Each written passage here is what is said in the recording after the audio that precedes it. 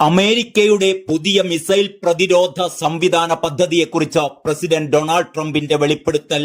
ഭാവിയിൽ നടപ്പിലാക്കുന്ന golden dome എന്ന മിസൈൽ പ്രതിരോധ സംവിധാനത്തെക്കുറിച്ചാണ് ട്രംപ് വെളിപ്പെടുത്തിയിരിക്കുന്നത്. ബഹിരാകാശത്ത് നിന്ന് തൊടുക്കുന്ന മിസൈലുകളെ വരെ ഈ സംവിധാനം തടുക്കുമെന്ന് ട്രംപ് അവകാശപ്പെട്ടു. തന്റെ കാലാവധി അവസാനിക്കുമ്പോഴേക്കും ഗോൾഡൻ ഡോം പ്രവർത്തനക്ഷമമാകുമെന്ന് ട്രംപ് പറഞ്ഞു.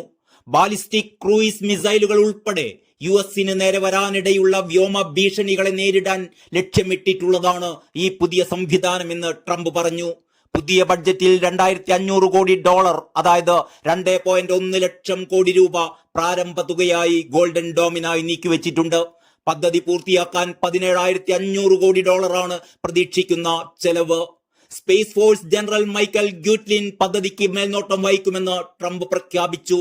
ലോകത്തിന്റെ മറുവശത്ത് നിന്നോ ഇനി ബഹിരാകാശത്ത് നിന്ന് തന്നെയോ തൊടുത്താലും മിസൈലുകൾ തടയാൻ ഗോൾഡൻ ഡോമിന് കഴിയുമെന്ന് ട്രംപ് അവകാശപ്പെട്ടു.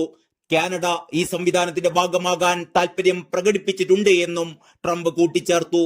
ഈ വർഷമാദ്യം വാഷിംഗ്ടൺ സന്ദർശന വേളയിൽ അന്നത്തെ കനേഡിയൻ പ്രതിരോധ മന്ത്രി ബിൽ ബ്ലെയർ ഡോം പദ്ധതിയിൽ പങ്കെടുക്കാൻ കാനഡയ്ക്ക് താൽപര്യമുണ്ടെന്ന് സമ്മതിക്കുകയുണ്ടായി. ഇത് രാജ്യത്തിന്റെ ദേശീയ താൽപര്യത്തിന് വേണ്ടിയാണ് എന്നും വിശദീകരിച്ചു.